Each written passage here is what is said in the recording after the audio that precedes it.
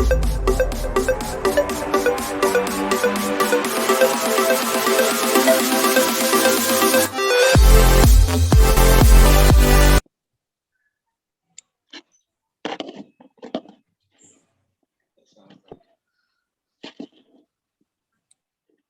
pagi.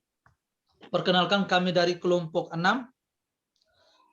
Kami akan mempresentasikan materi kami tentang mikroba penyebab penyakit pada tanaman dan mekanisme patogenitasnya. Jadi sebelum kami melanjutkan materi kami, terlebih dahulu kami memperkenalkan nama. Yang pertama, saya sendiri atas nama Yeremias Gibo. Dan saya Stefanus Malo. Saya Faizatun Anissa. Dan saya Imelda Taribuko. Jadi sebelum kami melanjutkan materi kami, pertama-tama saya menjelaskan peta konsep. Jadi mikroba, dari mikroba penyebab penyakit pada tanaman itu ada faktor mikroorganisme yang menyebabkan penyakit pada tanaman, yaitu ada 3 faktor, yaitu virus, bakteri, dan jamur. Nah, dari virus akan menyebabkan penyakit tungro dan penyakit mosaik pada tanaman. Nah, dari bakteri akan menyebabkan penyakit karat, dan dari jamur akan menyebabkan penyakit hawar. Nah, untuk mekanisme patogenitasnya ada 4, yaitu inokulasi, penetrasi, infeksi, dan invasi. Nah, dari inokulasi ada 2 jenis, yaitu jenis inokulum dan sumber inokulum. Nah, dari infeksi dia akan melalui proses infeksi. Nah, dari proses infeksi itu ada 3, yaitu pra-entry, entry, sama kolonisasi. Nah, selanjutnya akan dijelaskan terlebih detail oleh teman saya, Imelda Taribuko. Waktu dan kesempatan saya persilakan. Baik, saya akan menjelaskan faktor yang menyebabkan penyakit itu. Yang pertama, virus. Nah, penyakit yang menyebabkan virus itu ada 2, yaitu yang pertama penyakit tungro. Penyakit tungro merupakan jenis penyakit tanaman yang paling sering terjadi, terutama pada tanaman padi. Penyakit tungro disebabkan oleh 2 jenis virus, yaitu Rickettsia tungro bacillifrom virus dan Rickettsia tungro sprerical virus. Kedua jenis virus ini bisa menginfeksi tanaman secara bersamaan karena tidak memiliki kekerabatan serologi. Virus tungro juga bisa ditularkan oleh wereng. Nah, yang kedua, penyakit mosaik. Penyakit mosaik merupakan penyakit yang sering menyerang tanaman tembakau. Penyakit ini disebabkan oleh virus yang bernama tembakau mosaik virus atau sering disingkat sebagai TMV. Adapun gejala tanaman yang terserang penyakit ini adalah pada daunnya terdapat bercak hijau muda atau kuning yang tersebar. Apabila semainya terinfeksi, maka tidak lama kemudian semai tersebut akan mati. Ukuran buahnya menjadi kecil. Pada batangnya terdapat garis hitam yang menandakan bahwa terdapat jaringan yang mati. Mungkin hanya itu penjelasan dari saya. Selanjutnya akan dijelaskan oleh teman saya. Baik, selanjutnya faktor mikroorganisme yang menyebabkan penyakit pada tanaman yang kedua itu ada bakteri. Nah, penyakit yang disebabkan oleh bakteri adalah penyakit hawar. Bakteri penyebab penyakit hawar pada tanaman kedelai adalah Pseudomonas savasthanoi PF glycinea. Yang gejala awalnya berupa bintik atau bercak kecil yang berwarna coklat pada daun.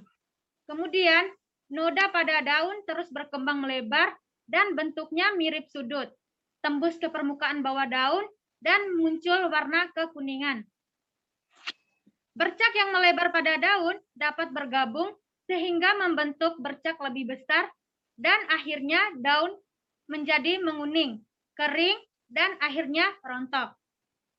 Penyakit ini muncul lebih parah dalam keadaan cuaca yang dingin dan hujan.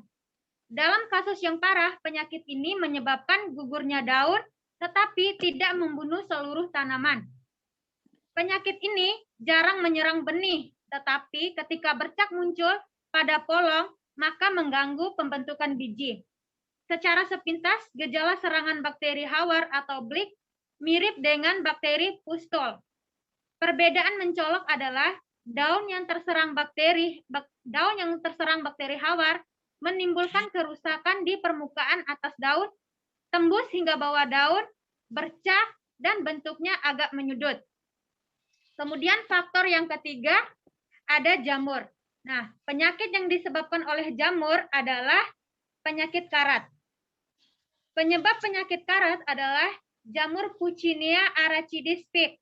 Gejalanya adalah tumbuhnya pustul yang berwarna oranye yang merupakan uredium pada permukaan bawah daun yang kemudian dapat juga muncul bertolak belakang pada permukaan atas daun. Uredium tersebut berukuran 0,3 sampai 1 mm. Daun yang terserang penyakit karat meskipun kering akan lebih lama hidup seperti pada tanaman kacang tanah. Baik, selanjutnya akan dijelaskan oleh teman saya.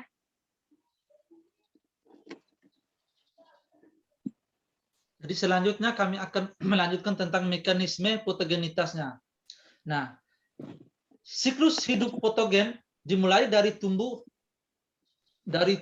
sampai menghasilkan alat reproduksi.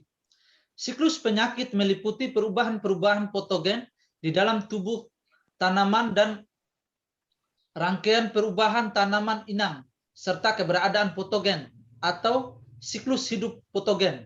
Di dalamnya dalam rentang waktu tertentu selama masa pertumbuhan tanaman. Kejadian penting di dalam siklus penyakit meliputi inokulasi atau penularan, penetrasi atau masuk tubuh, infeksi atau pemanfaatan nutrien inang, invasi atau perluasan serangan ke jaringan lain, penyebaran ke tempat lain dan pertahanan patogen.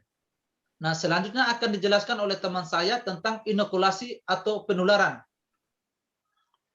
Oke, saya akan melanjutkan tentang materi inokulasi. Pada proses inokulasi ini dipengaruhi oleh dua faktor.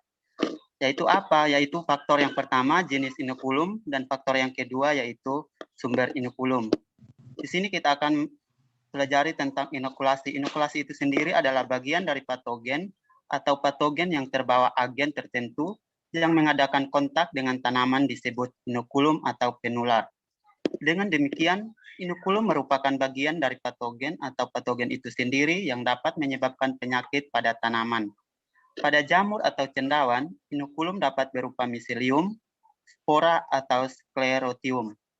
Pada bakteri, mikoplasma, dan virus, inokulumnya berupa individu bakteri, individu mikoplasma, dan partikel virus itu sendiri. Pada tumbuhan parasitik, inokulum dapat berupa fragmen tumbuhan atau biji dari tumbuhan parasitik tersebut. Pada nematoda, inokulum larva atau nematoda basi. Langkah-langkah yang terjadi pada dimulai dari inokulum patogen sampai ke permukaan tubuh tanaman inang melalui perantara angin, air, serangga, dan sebagainya. Inokulum yang dihasilkan hanya sekali, tetapi yang dapat mencapai tanaman inang yang sesuai hanya sedikit sekali. Beberapa tipe inokulum yang terbawa tanah seperti spora dan nematoda dapat mencapai tanaman inang yang sesuai melalui substansi yang dikeluarkan oleh akar tanaman. Semua patogen mulai melakukan serangan pada tingkat pertumbuhan vegetatif. Dengan demikian, spora jamur dan biji tumbuhan parasitik harus berkecambah terlebih dahulu. Untuk melakukan perkecambahan, diperlukan suhu yang sesuai dan kelembapan dalam bentuk lapisan air pada permukaan tanaman. Dan basah atau bentuk lapisan ini harus berlangsung cukup lama, sampai patogen mampu masuk atau melakukan penetrasi ke dalam sel atau jaringan. Jika hanya berlangsung sebentar, maka patogen akan kekeringan dan mati, sehingga gagal melakukan serangan. Selanjutnya dapat diidentifikasi dalam patogen dengan tanaman. Di sini terdapat proses inovasi itu dipengaruhi oleh dua faktor, yaitu faktor yang pertama tadi itu jenis inokulum. Itu merupakan primer adalah infeksi penyebabnya adalah inokulum yang dihasilkan oleh infeksi primer. Sedangkan yang kedua itu sumber inokulum berada dalam tanah, tanaman tumbuh atau berasal dari luar tahan tanaman. Sebagian besar patogen dibawa ke inang tanaman secara pasif oleh angin, air, dan serangga. Inokulum udara selalu mengudara, mendarat di permukaan tanaman tidak hanya karena gravitasi, tetapi terbawa oleh hujan. Mungkin itu saja penjelasan saya tentang inokulasi. Selanjutnya akan dilanjutkan oleh saudara Anwar. Saya akan melanjutkan menjelaskan tentang penetrasi. Nah, penetrasi merupakan proses masuknya patogen atau bagian dari patogen ke dalam sel, jaringan atau tubuh tanaman inang. Patogen melakukan penetrasi dari permukaan tanaman ke dalam sel, jaringan atau tubuh tanaman inang melalui 4 macam cara, yaitu secara langsung menembus permukaan tubuh tanaman, melalui lubang-lubang alami, melalui luka, dan melalui perantara atau pembawa vektor. Ada patogen yang dapat melakukan penetrasi melalui beberapa macam cara, dan ada pula yang hanya dapat melakukan penetrasi melalui satu macam cara saja. Sering patogen melakukan penetrasi terhadap sel-sel tanaman yang tidak rentang, sehingga patogen tidak mampu melakukan proses selanjutnya, atau bahkan patogen mati tanpa menyebabkan tanaman menjadi sakit.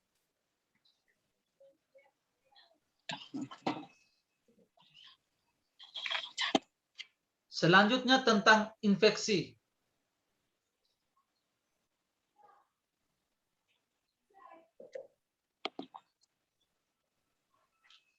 Nah, infeksi merupakan suatu proses dimulainya patogen memanfaatkan nutrien atau sari makanan dari inang. Proses ini terjadi setelah patogen melakukan kontak dengan sel-sel atau jaringan rentan dan mendapatkan nutrien dari sel-sel atau jaringan tersebut. Selama proses infeksi, patogen akan tumbuh dan berkembang di dalam jaringan tanaman. Infeksi yang terjadi pada tanaman inang akan menghasilkan gejala penyakit yang tampak dari luar seperti menguning, merubah bentuk, atau malformasi, atau bercak, atau nekrotik. Beberapa proses infeksi dapat bersifat laten atau tidak menimbulkan gejala yang tampak mata. Akan tetapi, pada saat keadaan lingkungan lebih sesuai untuk pertumbuhan patogen, atau pada tingkat pertumbuhan tanaman selanjutnya, patogen akan melanjutkan pertumbuhannya sehingga tanaman menampakkan gejala sakit. Nah, dari infeksi akan melalui proses infeksi. Nah, proses infeksi dapat dibagi menjadi 3 tahap, yaitu pra-entry, entry, dan kolonisasi. Ini mengacu pada perkecambahan atau perbanyakan propagul infektif, atau pada bawah potensial sampai pada pembentukan hubungan parasit antara patogen dan inang. Proses infeksi dipengaruhi oleh sifat patogen, inang, dan lingkungan luar. Jika salah satu tahap proses infeksi dihambat oleh faktor-faktor ini, patogen tidak akan menyebabkan penyakit pada inang. Sementara beberapa parasit menjajah bagian luar tanaman atau ekstoporosit. Patogen juga dapat memasuki tanaman inang dengan penetrasi melalui lubang alami seperti poristomata atau melalui luka. Gejala penyakit yang diakibatkan oleh patogen ini diakibatkan oleh terganggunya respirasi, fotosintesis, tronkulasi, nutrisi, transpirasi, dan aspek pertumbuhan dan perkembangan lainnya. Infeksi adalah proses di mana patogen menjalini kontak dengan sel atau jaringan yang rentang dari inang dan mendapatkan nutrisi dari mereka. Infeksi yang berhasil mengakibatkan munculnya gejala. Dan interval waktu antara inokulasi dan munculnya gejala penyakit disebut masa inkubasi. Dan selanjutnya ada entry.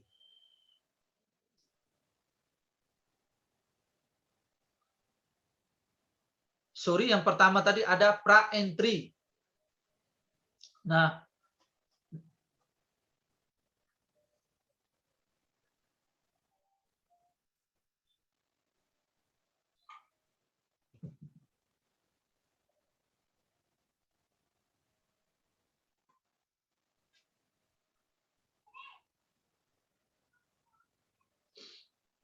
pra-entry, sebelum patogen dapat menembus jaringan inang, spora harus berkecambah dan tumbuh di permukaan tanaman. Dalam kasus patogen motil, mereka harus menemukan host dan menegosiasikan permukaannya sebelum masuk host. Beberapa patogen mengembangkan struktur penetrasi khusus, seperti Apresioria, sementara yang lain menggunakan yang sudah ada sebelumnya di permukaan tanaman, seperti luka atau poristomata. Virus tanaman sering terbawa dan masuk ke dalam tanaman melalui faktor seperti jamur atau serangga. Kontak awal antara propagul infektif, parasit, dan tanaman inang potensial disebut inokulasi. Patogen menggunakan berbagai rangsangan untuk mendefinisikan titik masuk yang sesuai. Beberapa jamur menggunakan isyarat topografi di permukaan tanaman untuk membawa mereka menuju lokasi stomata. Begitu hipa mencapai stomata, senyawa favolit yang keluar dari pori-pori tampaknya memberi isyarat untuk pembentukan struktur penetrasi khusus Apreserium, gula, asam animo, dan mineral yang disekresikan oleh tanaman pada permukaan daun tidak dapat secara khusus memicu perkembangan spora atau memberikan nutrisi pada patogen. Nah, selanjutnya entry. Nah, patogen mengeksploitasi setiap jalur yang mungkin untuk masuk ke inangnya, walaupun spesies patogen individu cenderung memiliki metode yang lebih disukai. Patogen jamur sering menggunakan penetrasi langsung permukaan tanaman untuk masuk inang. Ini memerlukan adhesi pada permukaan tanaman, diikuti dengan penerapan tekanan dan kemudian degradasi enzimatik dari kutikula dan dinding sel untuk mengatasi hambatan fisik yang disajikan oleh permukaan tanaman. Selama degradasi, kutikula dan dinding pergantian gen dinyalakan dan dimatikan dalam patogen, sehingga citunase diikuti oleh salulase, kemudian paktinase dan protease diproduksi menyerang kutikula, dinding sel, dan lamela tengah dalam urutan. Tekanan yang dibutuhkan agar hifa menembus dinding sel dicapai dengan terlebih dahulu melampir Apresorium ke permukaan tanaman dengan perekat protein. Dinding sel Apresorium kemudian dimasukin melanin, membuatnya kedap air dan mampu menahan tekanan turgor tinggi yang terbentuk di dalam Apresorium. Inti Apresorium yang bersentuhan dengan kutikula disebut poripenetrasi dan dinding sel tertipis pada titik ini. Tekanan turgo yang meningkatkan penyebabkan pori-pori menjadi hernia, membentuk pasak penetrasi yang menerapkan tekanan besar pada kutikula, host, dan dinding sel. Jalur alternatif untuk memasukkan patogen dalam melalui pembukaan yang sudah ada di permukaan tanaman. Ini bisa jadi dibukakan alam atau luka. Bakteri patogen dan nematoda sering masuk melalui pori-pori stomata. Bila ada film, kelembaban pada permukaan daun, jamur juga bisa menembus stomata terbuka tanpa terbentuknya struktur khusus apapun. Beberapa jamur membentuk bangkel apapun bangkak di atas seperti stomata dan hipa. Penetrasi halus memasuki area udara di dalam daun, di mana ia membentuk vesikel substomata dari mana hifa infeksi muncul dan membentuk pustoria dan sel-sel sekitarnya. Dan selanjutnya tentang kolonisasi. Infeksi yang baik memerlukan pembentukan hubungan parasit antara patogen dan inangnya. Setelah host tersebut masuk ke pabrik, ada dua kategori patogen yang luas, adalah biotrof atau yang membentuk infeksi pada jaringan hidup, dan nekrotrof atau yang membunuh sel sebelum mengkolonisasi mereka dengan mengeluarkan racun yang berdifusi menjelang patogen maju. Kedua jenis patogen ini juga kadang dikenal sebagai snack dan permen dan preman karena taktik yang mereka gunakan untuk mendapatkan nutrisi dari host mereka. Racun yang dihasilkan oleh nekrotrof dapat spesifik untuk inang atau tidak spesifik. Racun non-spesifik terlibat dalam berbagai interaksi tanaman tumbuhan atau tumbuhan bakteri, dan oleh karena itu tidak biasanya menentukan kisaran inang dari patogen yang menghasilkannya. Nekrotrof sering memasuki tanaman melalui luka dan menyebabkan gejala langsung dan parah. Kategori peantaran parasit adalah hemibiotrof yang dimulai sebagai biotrof dan akhirnya menjadi nekrotrofik menggunakan taktik dari kedua kelas patogen. Patogen yang menjajah permukaan tanaman mengekstrasi nutrisi melalui haustoria di sel epidermal atau mesofil disebut ekstoparasit. Haustoria adalah satu-satunya struktur yang menembus sel inang. Beberapa parasit menjajah daerah antara kutikula dan dinding luar sel epidermis, menembus sel epidermis dan mesofil host dengan haustoria. Ini disebut infeksi subkultikular. Patogen juga dibentuk koloni lebih dalam pada jaringan tanaman. Ini adalah infeksi mesofil dan parenkim, dan bisa menjadi hubungan hiprotropik, hemibiotropik, biotropik. Nektrof tidak menghasilkan struktur penetrasi khusus. Sebagai gantinya mereka membunuh sel inang dengan mengeluarkan racun, lalu menurunkan dinding sel dan lamella tengah, membiarkan hifa mereka menembus dinding sel tanaman dan sel itu sendiri. Pada infeksi hemibiotrofi, hifa di intraseluler dapat membentuk haustoria dalam sel mesofil hidup. Namun seiring lesi meluas pada kondisi yang menguntungkan, sel-sel yang sangat pretitis di bagian dalam koloni-koloni yang dalam dan koloni runtuh.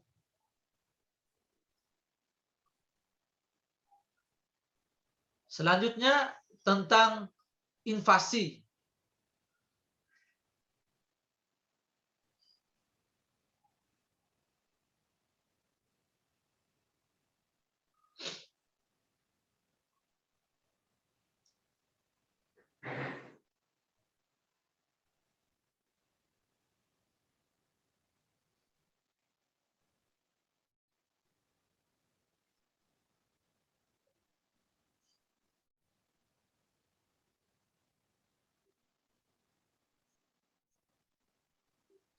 Nah, invasi merupakan tahap pertumbuhan dan perkembangan patogen setelah terjadi infeksi. Individu jamur dan tumbuhan parasitik umumnya melakukan invasi pada tanaman dimulai sejak proses infeksi dengan cara tumbuh dan dalam jaringan tanaman inang, sehingga tanaman inang selain kehilangan nutrien, sel-selnya atau jaringan juga rusak karenanya. Bakteri, mikoplasma, virus, dan nematoda melakukan invasi dan menginfeksi jaringan baru di dalam tubuh tanaman dengan jalan menghasilkan keturunan atau individu-individu patogen dalam jaringan yang terinfeksi. Keturunan patogen ini kemudian akan terpindah secara pasif ke dalam sel-sel jaringan lain melalui plasmodesmata atau untuk virus, phloem atau untuk virus Mycoplasma, xylem atau untuk beberapa jenis bakteri, atau dapat pula berpindah secara aktif dengan jalan berenang dalam lapisan air seperti nematoda dan beberapa jenis bakteri motil atau mempunyai alat gerak. Patogen tanaman melakukan perkembangbiakan menggunakan beberapa cara. Jamur juga membentuk spora, baik spora seksual maupun spora aseksual. Tumbuhan parasit melakukan perkembangbiakan menggunakan biji. Bakteri dan mikoplasma berkembang biak dengan membelah atau fisi sel. Virus melakukan replikasi pada sel-sel tanaman inang dan nematoda berkembang biak dengan bertelur. Invasi adalah proses penyerangan jaringan secara interseluler. Jadi sekian materi penjelasan dari kami tentang materi faktor mikroorganisme penyebab penyakit pada tanaman dan mekanisme patogenitasnya. Dan itu saja penjelasan dari kami. Kami mohon maaf apabila ada kekurangan atau kurang paham dalam mendengarkan penjelasan dari kami. Sekian dan terima kasih.